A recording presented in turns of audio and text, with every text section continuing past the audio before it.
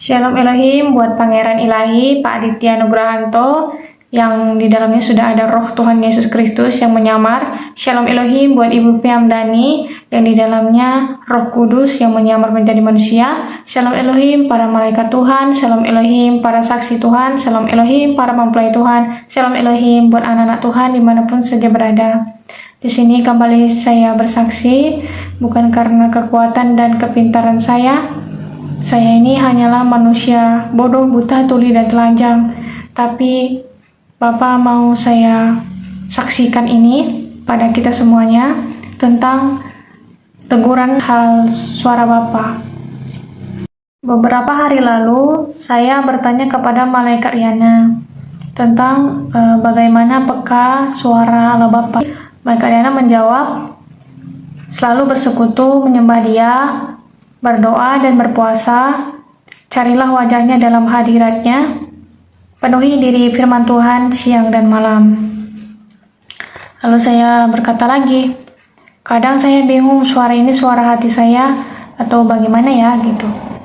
Dan malaikat Riana mengatakan suara Tuhan itu suara firman atau sesuatu yang bukan lahir dari pikiranmu secara langsung, spontan, berbicara dalam hati. Dan itulah suara Tuhan yang menuntun kamu.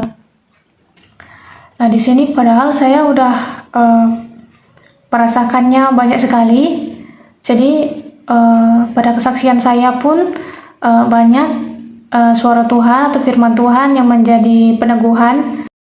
Lalu dijelaskan oleh salah satu saksi Tuhan.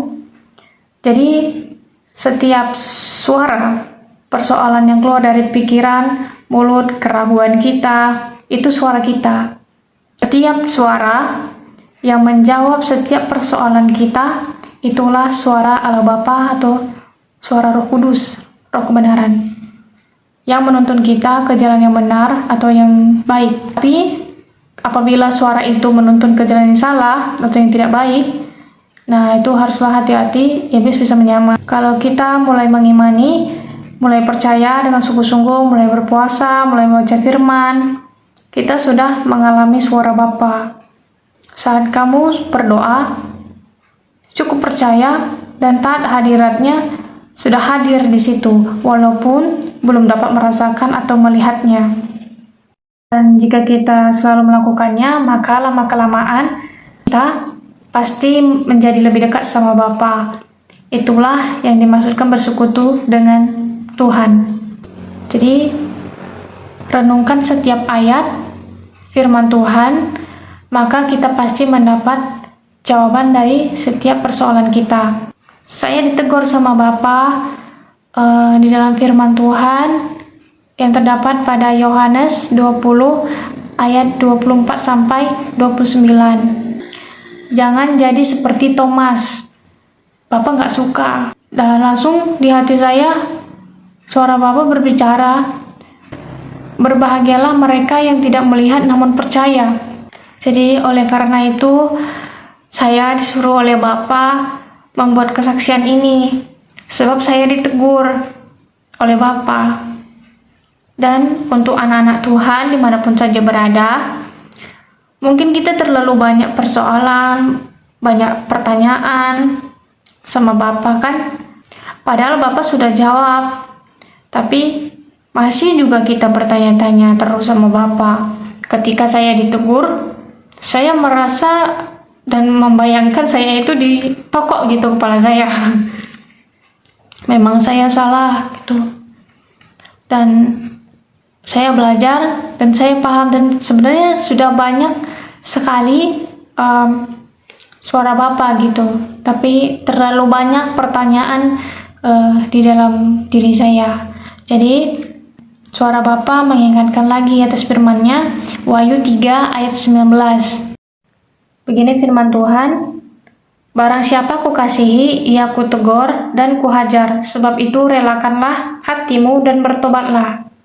Saya minta ampun sama Bapa dan saya diberikan lagi firman Tuhan 1 Yohanes 1 ayat 9. Jika kita mengaku dosa kita, maka Ia adalah setia dan adil, sehingga Ia akan mengampuni segala dosa kita dan menyucikan kita dari segala kejahatan. Dan dari salah satu saksi Tuhan, saya mendapat firman Tuhan sebagai teguran di 2 Timotius 3 ayat 14-16 begini.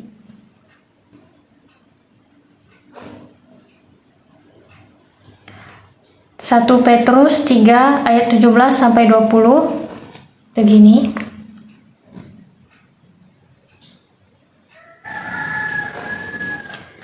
Dan 1 Korintus 2 ayat 11.